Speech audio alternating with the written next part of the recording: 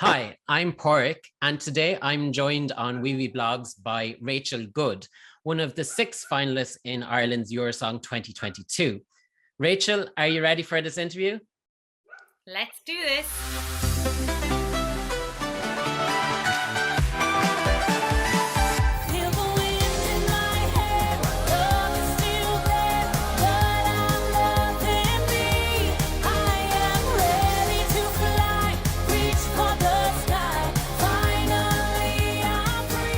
So, Rachel, before we get down into your song and your song itself, I'm Loving Me, I just want to get us warmed up, get us to know Rachel a little bit, just with a couple of quick fire questions, just about to find out about Rachel, who you're about in terms of music and all that kind of thing. So I'm wondering, what is your current most played song? Like when you go to Spotify, what's top of your recently most played? What song do you have on loop? Well, when I did the 2020 thing, that it was like compiling my Spotify Wrapped favorite song, but Patsy Cline was like my most played artist. Okay. So, yeah. And that's next question, sort of, because I was going to ask who your most played artist was. And then, so moving from your music taste in general to Eurovision, what is your top Irish song of all time from Eurovision? I mean, I loved In Your Eyes, and I also loved Rock and Roll Kids. Yeah. Like both amazing songs. Yeah, but you know what? I love Jedward's Lipstick. I loved that song. We love someone who has a taste that ranges from one end of the spectrum to the other. That's the perfect way. Embrace all music. Yeah, I thought it was great. And then from Eurovision in general, what is your favorite song? Euphoria, I think. Okay, that's definitely a very popular answer. Yeah, every year she comes out in the countdowns of fans' most favorite, still 10 years ago already now since she won. But yeah. That's just stuck out to me that year. I remember watching it and I was like, that's the winner, and that is going to be in the nightclub this weekend. Like, I just loved it. Yeah. Yeah. And so did the rest of Europe, obviously. And so from that, I can get a sense that you're a woman that is obviously into country, and your Irish picks even were veering towards maybe not quite country, but they had little flavors of that. And when I saw your biography, I was very curious. I saw that you're classically trained and that you're a country singer. That's your main genre. And so I was very shocked then when I heard actually I'm Loving Me. And I'm just wondering, how does a classically trained country singer end up singing this schlagery, Scandi, 80s flavored pop bop? How did that happen? Well, so the song wasn't actually entered with me. I don't think they actually entered with an Irish artist. They just entered the song. So the song was chosen, and then they had to find an Irish artist. So that's how I got involved. They approached me, and they said they loved my voice, they loved my vibe, and they loved the look, and yeah, and then that was it. Kind of just went from there, because a lot of people are saying that they're like, oh my god, how did you get to do like an 80s pop song? Yeah. But that's how. And so when the song came to you, had it already made the final of the selection in Ireland, or was it still kind of in the long list? Did it still have a little way to go? It had already made the final. Yeah. Oh, okay. So the song had been chosen, but they didn't have an Irish artist. So that's when they found me, and they actually found me on Instagram, of all places. Very 2022 way to be discovered. Yeah, I mean, the power of social media. And did it take you much consideration to go for the song? Did you have to think long and hard, or was it kind of like an instant thing, oh, definitely? Well, I said, when they asked me, they said, look, we know you sing kind of country and Irish folk and that you're classically trained, but we've listened to loads of your videos and we see that you kind of sing everything. So I said, look, send me the song and I'll have a listen and I'll see if I feel like it's within my capabilities or whatever. So I listened to it, and I was driving along in the car, and I was driving along bopping away, because it was just so catchy. And I nearly knew the song straight away. I don't know what it is about me, but I hear a song once and I nearly know it all, know it. And that's what happened with that song. I nearly knew, especially the chorus. I was like, I knew the chorus like literally instantly. So I got back to them and I just said, look, I'd love to be involved. I love the song. I think it's brilliant. When do you need to know by? Because I'm in another competition that's for TG Cahir, and I just want to make sure the dates don't clash. And so they got back to me with the dates. The dates didn't clash, so then I had to get on to Glortier, which is the country competition that I'm in, to say, am I allowed to take part or whatever, but they were like, oh, no problem. So I just wanted to keep all sides happy, just to make sure there was no conflict of interest or anything like that. And then we organized a Zoom. I think the Zoom was like the 23rd of December, so it was like literally really close to Very Christmas. close to Christmas. Early Christmas gift, I suppose. Yeah. So I had the song, I think, 2 days at that stage, but I didn't actually get a time to sit and like learn it properly because I was working. So I learned it the best I could, and we did a Zoom and I sang it for them, and I kind of thought they might go off and deliberate for a few days, but no, they were like, no, no, no, we want you. So I was like, oh, great. And then I remember coming out of the room to my mum because she was like, how did it get on? And I was like, yeah, they want me to do it. And they were like, oh my God, that's amazing. So yeah, that's how it all happened. Simple as that, really. Yeah. And then the fact that RT had already greenlit this song, did that restrict your interpretation of it then when you went into the studio? Could you were you able to play around a little bit with it compared to, say, the demo that would have been presented to you? Or did you kind of have to stick rigidly to the formula that had been agreed? Like, were you able to add bits, say like, oh, I'd like to sing it in this way or that way? Or how did that process work? So when we went to the studio, so I organized to go the studio, and I went over to my friend Joe in Clara. It's called, I think it's called the Nutshed Studio, Joe Egan. And we actually had the songwriters on Zoom while we were recording it. So I was obviously back in the booth and the Zoom was happening, so they could hear everything that was coming through. So they had a massive influence, on what they wanted. If certain lines were too legato or whatever, they would say we want that more broken up. So we were there for a few hours, and we probably sang, like the way it is in a recording studio, you sing verses, like you might sing them like 5 times, and then they pick the best, the ones they think are the best. So that's kind of how that worked. So yeah, I suppose I was just singing and trying to take as much from them as possible because it was their song. So I wanted to do it justice for them, I suppose, And obviously, well, it mightn't be obvious to you, but to Eurovision fans, this is the same team that wrote Poland's song last year. And did that have any sway on you when it came to picking the song, or were you completely ignorant of this fact? You just heard a great song and found out later that they'd been involved with Eurovision before?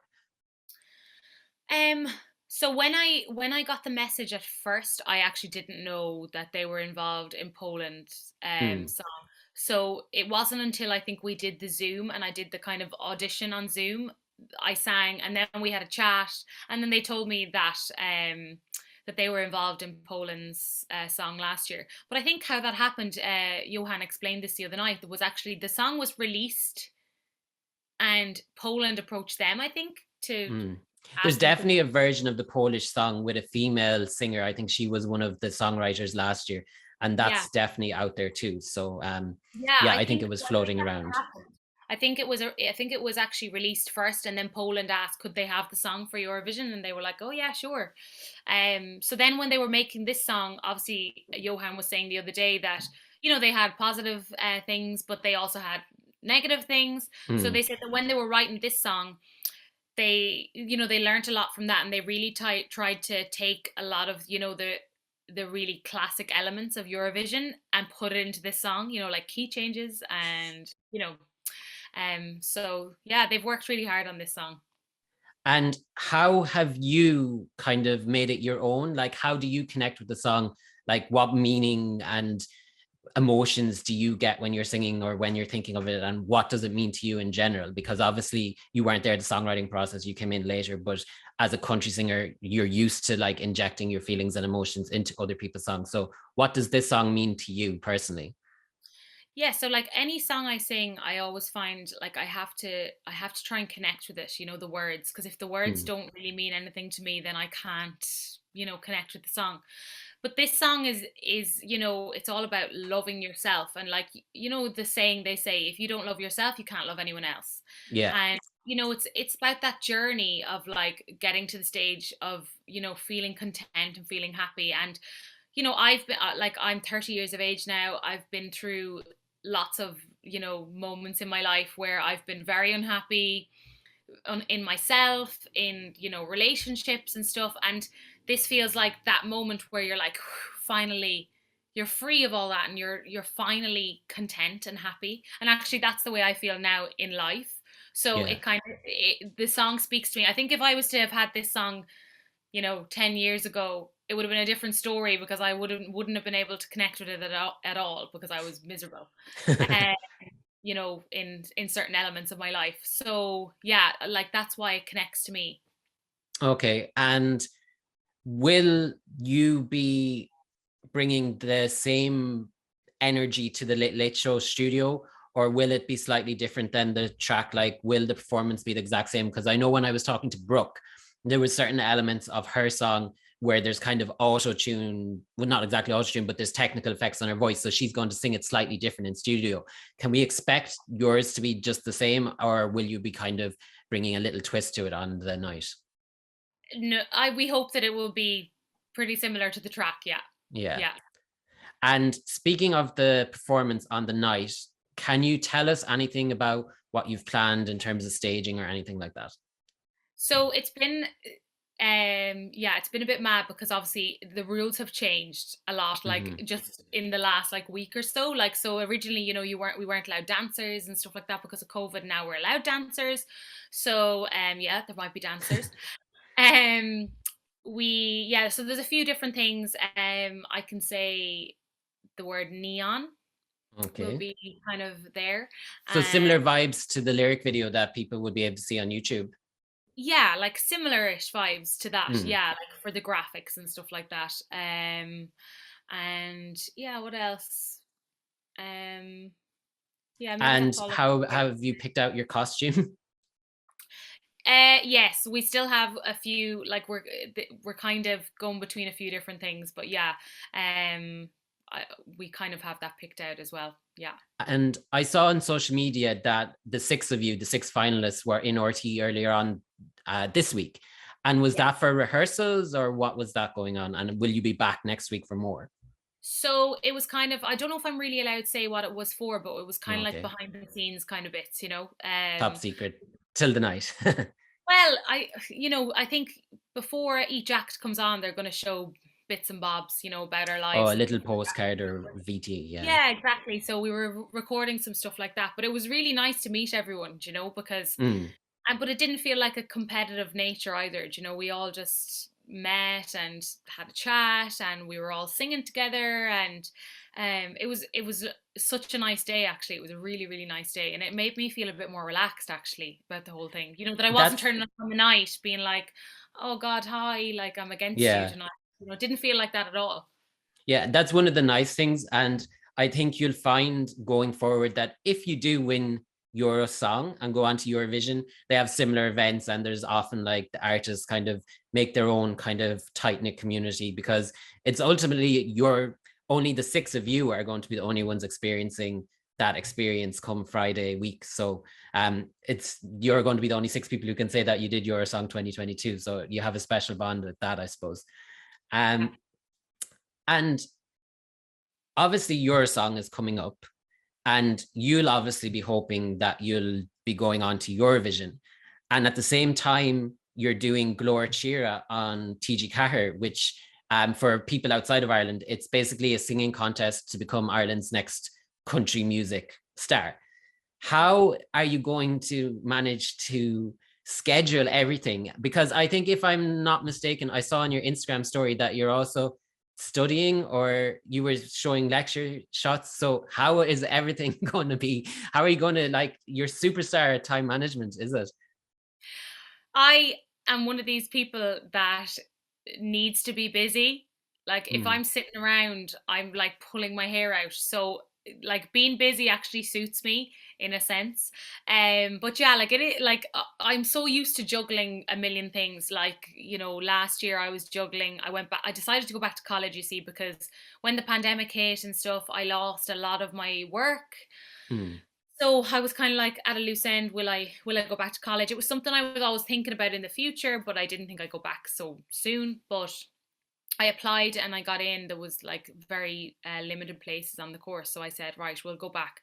But I didn't think everything would like come flooding back at me so quickly, All at and that, once, yeah. yeah, and that restrictions would just go, and you know, so now I'm kind of like, oh god, but I think I'll be fine. Like I mean, Glortier is I'm on Tuesday night, but it's pre-recorded, Okay. so that I don't have to be there. But then Friday obviously is live, the late late, and we're up there Thursday as well.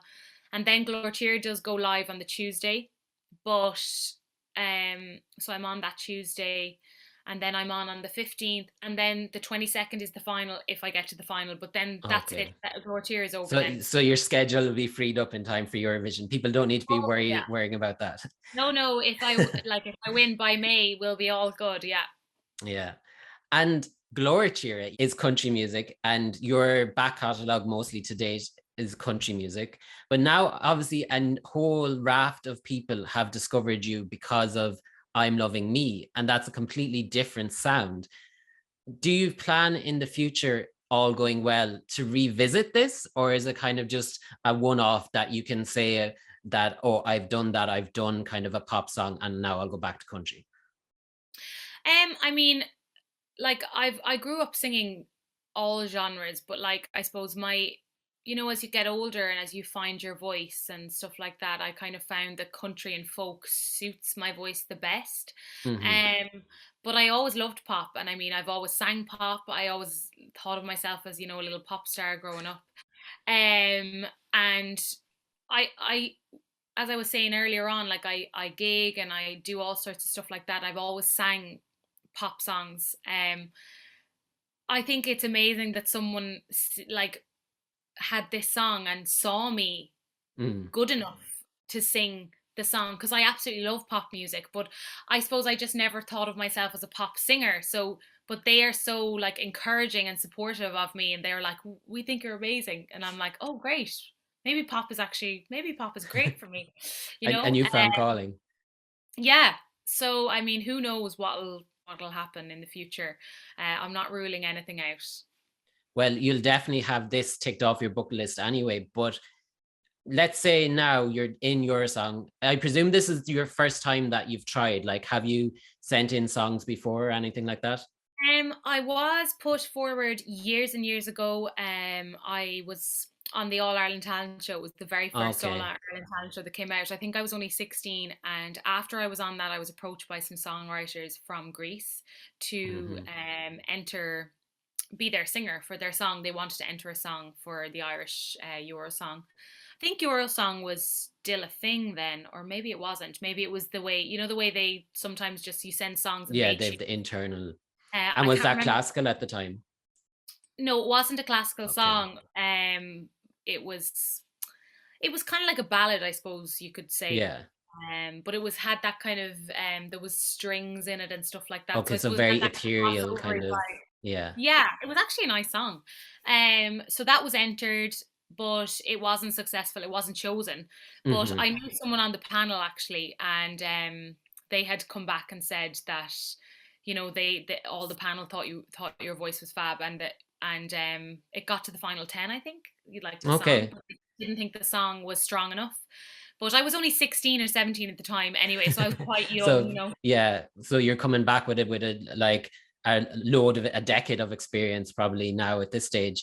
Yeah. And do you think that you would ever try maybe in the future to approach it maybe with a country song and bring country, because country kind of has had a bit of a renaissance at Eurovision in recent years, that kind of kickstarted by the Common Linnets, and they came second in 2014 for the Netherlands, and ever since we've had a couple of country songs most years. And would you ever consider that, maybe, like, obviously you're probably not going to come back like straight after, but like in a few years time, would you think that, oh, I'll give it a shot with a country song if you got the right one, of course? Absolutely. Yeah, definitely. Like it, you know, if someone was to come to me again with a song, or if it, like, I'd even love to collaborate with someone, you know, and try and come up with something ourselves, you know, to enter. Like it's definitely something I would love to do in the future. Um I suppose when lockdown happened, I really got to sit down because life just obviously completely stopped, and it really made me sit down and think, okay, I'm going to go back to my country roots. I'm going to explore this and explore that. So yeah, it's definitely something that I'd love to do. Yeah. Yeah. Well, I'm sure you're going to be getting like a lot of exciting projects now because of your song and the exposure, hopefully, that it will bring you. Because even I was looking at Spotify today, you've gotten over 10,000 streams. And I imagine a lot of those are from outside of Ireland. So no matter what happens on the night, this is going to be a positive. And one positive already is all the new fans. And a lot of them hopefully will be watching this interview. So do you have a message before Friday night show for all these people who've discovered you and your music? Yeah, well, firstly, I'm overwhelmed by the amount of streams the song has got. Like, it's amazing. Like, I released a country single there last year, my first single, and I think it had like 2,000 streams, and there was me like, woohoo! And this one has like 11. I think the last time I looked this evening, it was like 11,000 and something. Is And is every that more time, streams than the population of your hometown of Ballinasloe? It probably is it? could be. I actually don't know Yeah. what the population is comparable, but yeah, it's a lot. And it's funny, like I see all the different countries, and it's amazing. Like I'm like, wow, people are watching it in, you know, Denmark, and like it's amazing. And I've had such lovely messages. I've had lovely comments. Like everyone's been so supportive, and in my town as well. Like I'm from, obviously, as you know, I'm from Ballinasloe, and Hmm. it's a real community based town, and I do a lot of things in the community as well, and they're all so supportive of me, and I'm so grateful to be from here. And yeah, I just want to say to people, like, thank you so much for all the support. I like really appreciate it, like I really do. And I just hope everyone enjoys the show, because regardless of what happens on the 4th, like it's going to be a fabulous night, you know, celebrating Irish talent and Irish artists. Yeah, and it's one thing, like I know people have been harsh about the selection. Some people, obviously, some people love it, and some people are very critical about why isn't Ireland sending this, why isn't Ireland sending that. But it is nice after, I think, since for the first time since 2015, that people get to choose the song that's going to represent the country. So I think it's nice to have that back. Um, but we'll all be watching, we'll be tuning in, everybody will be voting, and they'll be playing your song and every other song long after the contest. And yeah, thank you for joining us for the interview. And people watching, if you want to see more Eurosong coverage, because we'll have a little bit more coming, just make sure to subscribe to the channel and follow us on Wiwibloggs. Yeah, well, thank you for having me. Thanks, you're welcome.